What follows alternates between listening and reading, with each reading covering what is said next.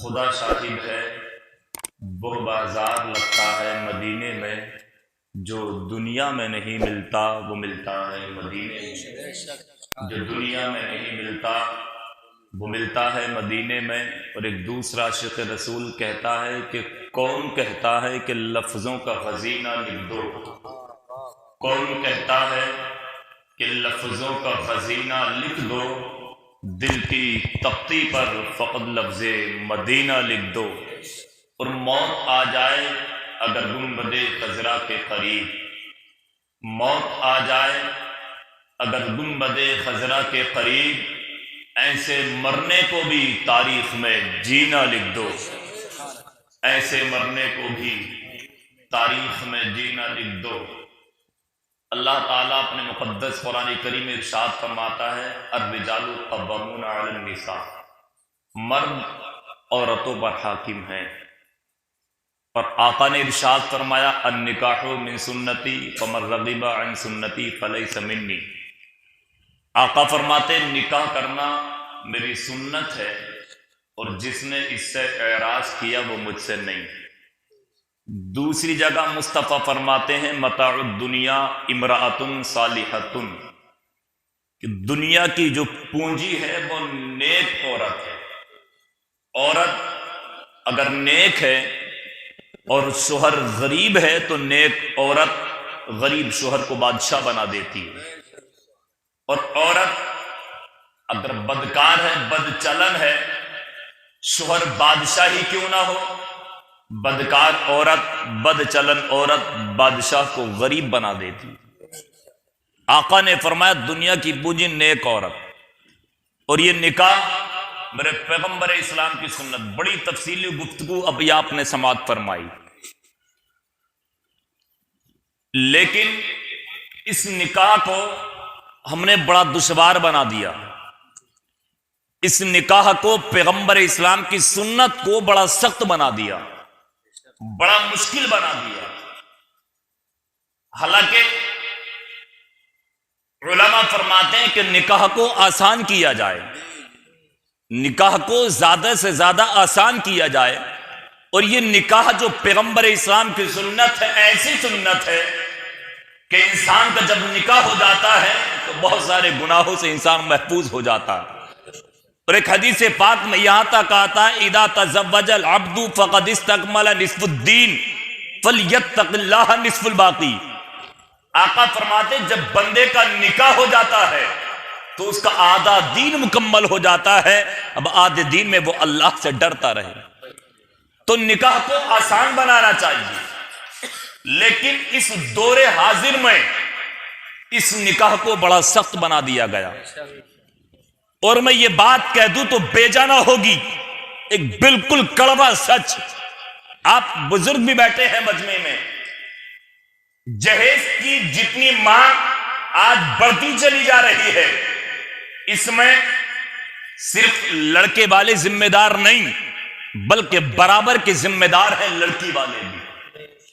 آپ کہو گے وہ کیسے، لڑکی والے کیسے ذمہ دار ہیں؟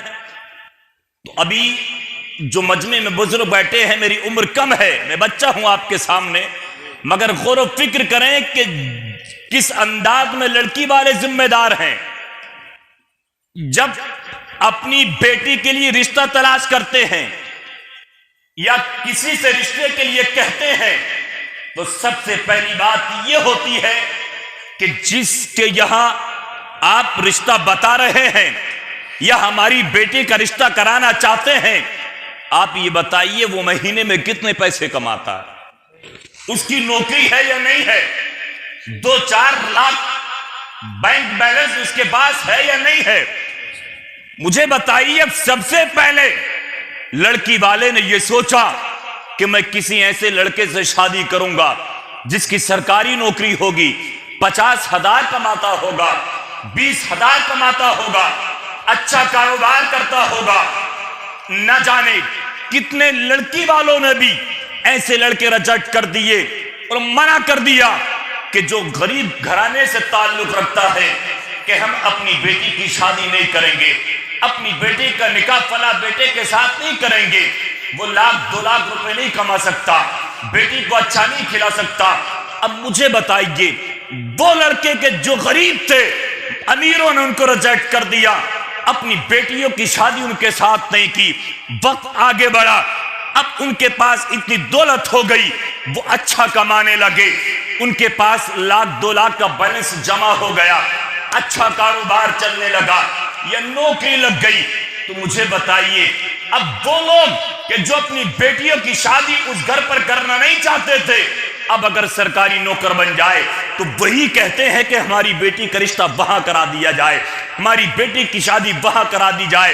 اب مجھے بتائیے، جس وقت منع کیا تھا ہم غریب ہیں نہیں کریں گے، اب 2-4 لاکھ روپے جمع ہو گئے، یہ سرکاری نوکر بن گیا، تو مجھے بتائیے اب اس کے پاس بھی ڈیمانڈ ہو جاتی ہے کہ مجھے بھی صرف موٹر سائیکل نہیں چاہیے، بلیرو چاہیے۔ وہ بھی تو سوچتا ہے نا کہ جب میں نے یہ نوکری حاصل کی ہے 10-20 لاکھ لگانے کے بعد تو کہاں سے حاصل کروں گا؟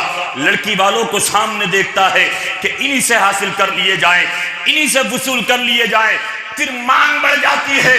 پیارے علماء فرماتے ہیں تم ایسے رشتے مت کرو جہاں پر تمہیں پہلے کے دولت کو دیکھنا پڑے، امیری کو دیکھنا پڑے، بلکہ اگر تم اپنی بیٹی کے لیے رشتہ تلاش کرنے کے لیے جاؤ یا اپنے بیٹے کے لیے بیٹی ڈھونڈنے کے لیے جاؤ تو یہ مت دیکھو مکان بڑا ہے یا نہیں ہے، اس کے پاس دولت ہے یا نہیں ہے، لڑکی BA ہے یا نہیں ہے، دنیاوی تعلیم یافتہ ہے یا نہیں ہے، بلکہ تمہاری نظر، تمہاری سوچ اس بات پر ہونا چاہیے کہ جس بیٹے کے لیے تم جو بیٹی تلاش کرنے کے لیے جا رہے ہو وہ بیٹی نماز پڑھتی ہے یا نہیں پڑھتی ہے، قرآن کی تلاوت کرتی ہے نہیں کرتی ہے، وہ پرہیزگار ہے یا نہیں ہے، دیندار ہے یا نہیں ہے۔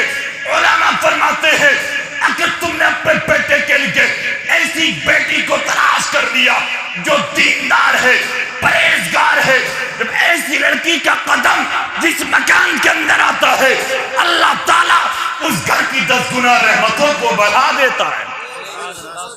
کتنی رحمتیں؟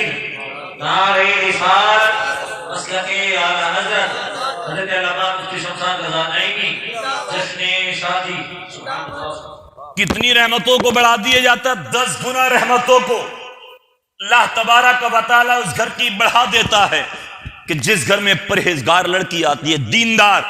مگر آج کے دور میں اگر نماز پڑھنے والی باپردہ گھر کی 4 دیواری میں رہنے والی سے شادی ہو جائے تو بہنیں بھی کہتی ہے بھیا کا نصیب پھوٹ گیا، پرانے زمانے کی ملی ہے حالات۔ اور اگر بازار مارکیٹ گھومنے والی بے پردہ رہنے والی ہو تو وہ بہنیں ہوں یا پھوپیاں ہوں تو یہی کہتی ہیں کہ بہت اچھی دلہن ملی ہے۔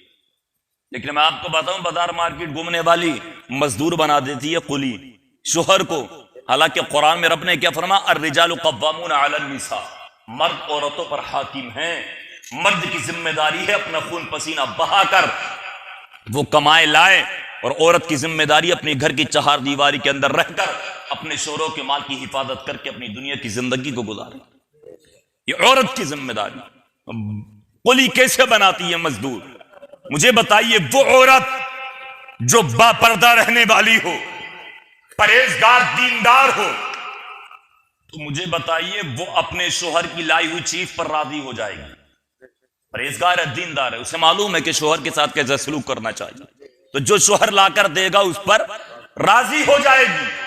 لیکن جو بازار مارکیٹ گھومنے والی، باہر جانے والی، شوہر کی لائی ہوئی چیز پر وہ راضی نہیں ہوگی، وہ چاہے گی میں تو خود لا سکتی ہوں دیکھ کر۔ مجھے بتائیے اب جب بازار جائے گی مارکیٹ، شوہر ساتھ میں ہوگا تو تھیلا کس کے ہاتھ میں ہوگا؟ بیوی کے ہوگا یا شوہر کے؟ کپڑے لیے کہاں ڈالنے؟ ساتھ میں ہے مزدور، قلی ڈال دو تھیلے میں۔ سبزی خریدی کہاں رکھنا ہے گا میرے ساتھ مزدور، قلی تھیلے میں ڈال دو۔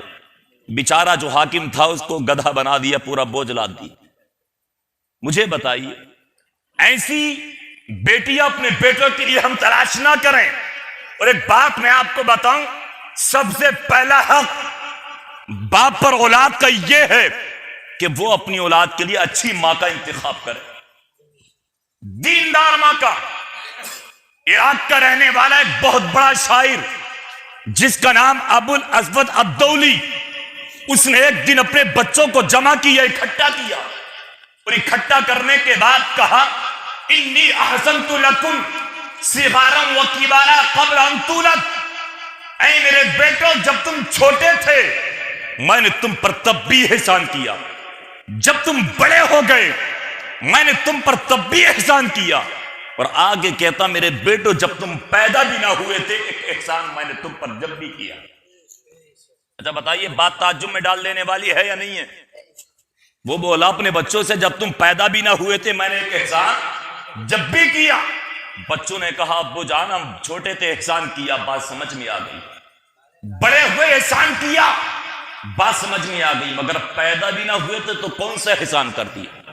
اس نے کہا جب میری شادی کا وقت آیا، میرے نکاح کا وقت آیا تو میں نے اپنے دل میں یہ فیصلہ کر لیا، عزم مصمم یہ پختہ ارادہ کر لیا کہ اب میں نکاح کروں گا تو کسی دیندار لڑکی سے کروں گا، سبحان اللہ، پرہیزگار لڑکی کے ساتھ۔ بچوں نے کہا ابو جان یہ تو آپ کا اپنا مقصد تھا، آپ کا اپنا فائدہ تھا کہ پرہیزگار لڑکی سے نکاح کرنے کا۔ ابو الاسود الدولی نے کہا بیٹو نہیں، تمہارے اوپر یہ احسان کیا کہ وہ کیسے؟ کہ میں نے سوچا جب دیندار لڑکی سے نکاح کروں گا، پرہیزگار لڑکی میری بیوی بن کر میرے گھر میں آئے گی، بعد نکاح جب وہ میرے گھر میں آئے گی اور اللہ تعالیٰ مجھے اولاد عطا فرمائے گا تو میری بیوی اگر پرہیزگار ہوگی، دیندار ہوگی، تو جب اولاد ملے گی تو اپنی اولاد کی پرورش اسلام کے دائرے میں کرے گی۔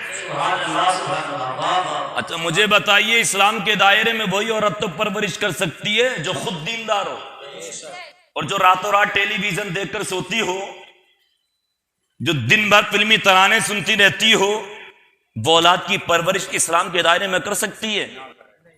بلکہ اگر اس کو اللہ اولاد دے گا بھی تو اس کو تو اتنی بھی فرصت نہیں ملے گی اپنی اولاد کو دو چار باتیں سکھا دوں۔ اگر اولاد روئے گی بھی نا، بیٹا ہو یا بیٹی، تو آج کے دور میں جو اتنے بڑے فون چل رہے ہیں، بس بچے کے سامنے دیکھا ہوگا رکھ دیا، چلا کے بولے بیٹا چپ جا، وہ چھپا تو ماں کو بھی خوشی ہو گئی کہ بیٹا تو چپ گیا، بیٹی تو چپ گئی، بس وہی عادت ڈالنی بچوں کو دیتے رہے۔ دیکھا ہوگا بچوں کو ایسی عادت پڑ جاتی، اتنے بڑے چلانا نہیں جانتے فون کو جتنا چھوٹے سیکھ جاتے، پھر اماں کہتی پھرتی ہے حضرت تعویذ تو دے دو، بچے بگڑ گئے، کہنا مانتے ہی نہیں، عادت بگڑ گئی، کبھی ہماری سنتے ہی نہیں، سنتے تو جب تم نے سنائی ہوتی۔ ایک کڑوا سچ یہ بھی ہے کہ اولاد کو بگاڑنے میں ماں باپ کا ہاتھ بھی ہوتا ہے۔